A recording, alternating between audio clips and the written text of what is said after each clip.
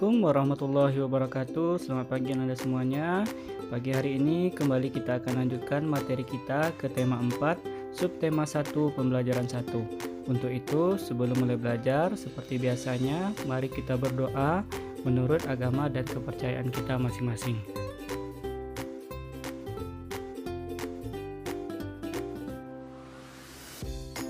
Tujuan pembelajaran yang akan kita capai adalah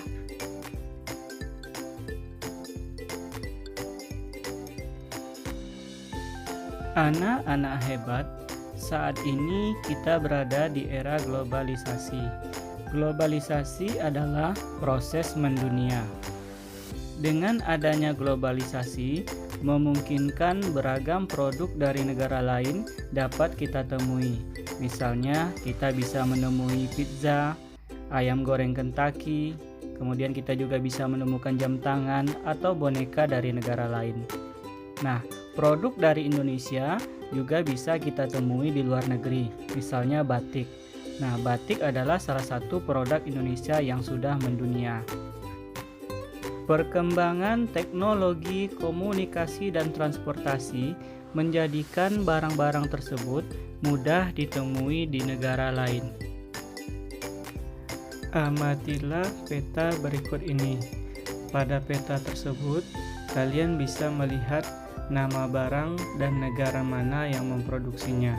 Kemudian, lengkapi tabel berikut berdasarkan peta. Pada era globalisasi ini, Indonesia juga melakukan kerjasama dengan negara lain, termasuk dengan negara-negara ASEAN. Bagaimana peran Indonesia dalam kerjasama di bidang sosial budaya dengan negara-negara ASEAN? Ayo kita pelajari. Menlu Hillary Clinton promosikan angklung ke dunia. Menjelang akhir pertemuan ke-44 Menteri Luar Negeri ASEAN, tepatnya pada tanggal 22 Juli 2011 malam di Hotel Nusa Indah Bali, diselenggarakan acara makan malam. Acara tersebut dihadiri lebih dari 50 Menteri Luar Negeri. Tampak Menteri Luar Negeri Amerika Hillary Clinton dan Menteri Luar Negeri dari negara-negara ASEAN, China, Rusia, Uni Eropa, peninjau, dan tamu dari berbagai negara lain. Tentu saja berbagai makanan tradisional dihidangkan dan berbagai kesenian daerah ditampilkan seperti tari-tarian tradisional Jakarta, Bali, dan Aceh. Sebagai acara puncak adalah penampilan angklung interaktif oleh Saung Mang Ujo. Semua hadirin dibagikan angklung berbagai tangga nada, kemudian memainkannya bersama-sama dengan dipimpin oleh Daeng Ujo. Tampak semua undangan berbahagia. Mereka dihadiahi angklung yang baru saja mereka mainkan sebagai tanda mata dari Indonesia. "It's for you, a souvenir from Indonesia," kata Daeng Ujo sang komandan. Malam yang berkesan itu sangat membantu dalam menciptakan iklim yang kondusif. Malam tersebut membuat pertemuan para menteri luar negeri ASEAN dan berbagai pertemuan bilateral lainnya berlangsung sukses. Foto Ibu Hillary Clinton pun menghiasi berbagai surat kabar di dunia. Berkat angklung, Bu Hillary Clinton pun menjadi duta Indonesia.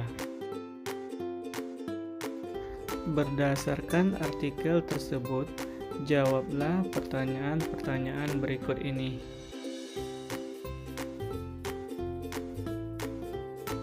Anak-anak hebat, kerjasama Indonesia dengan negara-negara di Asia Tenggara di bidang sosial budaya di masa globalisasi. Yang pertama, kita tinjau dari bidang sosial. Bentuk kerjasama. 1. Kerjasama untuk kepentingan kemanusiaan. 2. Menjaga perdamaian antar negara anggota. 3. Mewujudkan Asia Tenggara bebas narkoba. Kemudian peran Indonesia dalam hubungan kerjasama dengan negara di Asia Tenggara. Yang pertama, mengirimkan bantuan kepada negara-negara yang dilanda bencana alam atau konflik. Kedua, ikut serta menyelesaikan konflik Kamboja. 3. Melakukan upaya-upaya pemberantasan narkoba. Yang kedua, kita tinjau dari bidang budaya. Bentuk kerjasama: 1. Memperkenalkan negara-negara anggota melalui lembaga-lembaga pendidikan seperti sekolah. 2. Menyelenggarakan festival dan pekan film.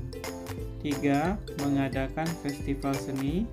4. Mengadakan program pertukaran acara televisi dan radio. 5. Mengadakan program pertukaran artis. Kemudian peran Indonesia dalam hubungan kerjasama dengan negara di Asia Tenggara: 1. Memberi sponsor seniman-seniman lokal untuk mengadakan pentas seni di negara tetangga. 2. Mengundang seniman dari negara tetangga untuk mengadakan pentas seni di Indonesia. 3. Mendukung program pertukaran pelajar antar negara anggota termasuk beasiswanya. Kita sering mendengar bahwa abad 20 merupakan abad globalisasi. Berbagai peristiwa dari berbagai belahan dunia dapat kita saksikan langsung melalui layar televisi pada jam, menit, atau bahkan detik yang sama. Kita dapat berhubungan dengan sanak saudara, kerabat, atau sahabat yang berada di negara lain dengan mudah. Kita seakan hidup dalam satu desa yang sangat besar. Tahukah kamu, listrik mempunyai peranan penting di era globalisasi? Bagaimana produksi listrik di era globalisasi ini? Ayo kita diskusikan. Pembangkit listrik tenaga air. Listrik memiliki peran penting di era globalisasi. Tidak dapat dimungkiri bahwa globalisasi terjadi karena perkembangan teknologi di berbagai bidang yang didukung oleh peran listrik sebagai sumber energi di dalamnya. Dengan ditemukannya televisi, komputer, dan telepon genggam, arus informasi kemudian menyebar dengan begitu cepat ke berbagai negara di berbagai belahan dunia. Kebutuhan akan listrik kemudian menjadi suatu hal yang harus dipenuhi bagi semua negara di era globalisasi saat ini. Listrik dihasilkan di pusat pembangkit menggunakan beragam sumber energi. Pada pembangkit listrik tenaga air atau PLTA, air dari waduk atau sungai masuk melalui pintu yang diatur oleh katup pengaman. Air kemudian masuk ke tangki pengaman tekanan. Air di dalam pipa pesat mengalirkan dan mengarahkan air ke turbin melalui katup pengatur tekanan untuk mendapatkan tekanan energi yang besar. Energi potensial air kemudian menggerakkan turbin. Energi gerak tersebut kemudian diubah menjadi energi listrik oleh generator. Energi listrik dari generator kemudian diatur kapasitas tegangannya dan dialirkan oleh transformer. Energi listrik kemudian dibagikan ke konsumen oleh saluran transmisi. Komponen utama pada semua pembangkit energi listrik adalah turbin dan generator. Turbin tersebut harus bergerak untuk menghasilkan energi gerak yang kemudian diubah menjadi energi listrik oleh generator. Energi penggerak turbin selain dari aliran air juga bisa didapat dari angin atau PLTA, panas bumi atau PLTU, dan sumber energi lainnya. Adakah sumber energi di daerahmu yang bisa digunakan sebagai pembangkit energi listrik? Baca kembali teks tersebut dengan teliti. Tuliskan informasi penting dalam setiap paragraf pada diagram berikut. Anak-anak hebat, komponen utama pada semua pembangkit energi listrik adalah turbin dan generator atau dinamo. Turbin tersebut harus bergerak untuk menghasilkan energi gerak yang kemudian diubah menjadi energi listrik oleh generator atau dinamo. Pada pusat pembangkit dari waduk-waduk besar, energi listrik yang dihasilkan juga sangat besar dan mampu memenuhi kebutuhan listrik warga di banyak wilayah.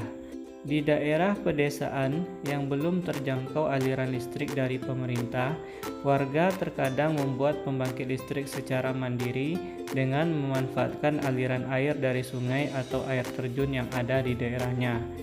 Pembangkit tersebut tentunya menghasilkan energi listrik yang hanya cukup untuk memenuhi kebutuhan listrik warga sekitar saja. Pembangkit listrik tersebut dinamakan pembangkit listrik mikrohidro. Amati gambar pembangkit tenaga listrik mikrohidro berikut. Nah, masyarakat pedesaan memanfaatkan aliran sungai yang memiliki kemiringan 25 derajat. Energi potensial air akan menggerakkan kincir air sehingga terjadilah energi gerak di sana. Pergerakan kincir air akan ikut memutar turbin atau dinamo. Setelah itu, energi gerak kemudian akan diubah menjadi energi listrik oleh generator atau dinamo. Kemudian, energi listrik tersebut dialirkan ke perumahan warga, sehingga warga yang ada di pedesaan tersebut bisa menikmati energi listrik. Cukup sekian pembelajaran kita hari ini. Semoga bermanfaat. Sampai ketemu pada pembelajaran berikutnya.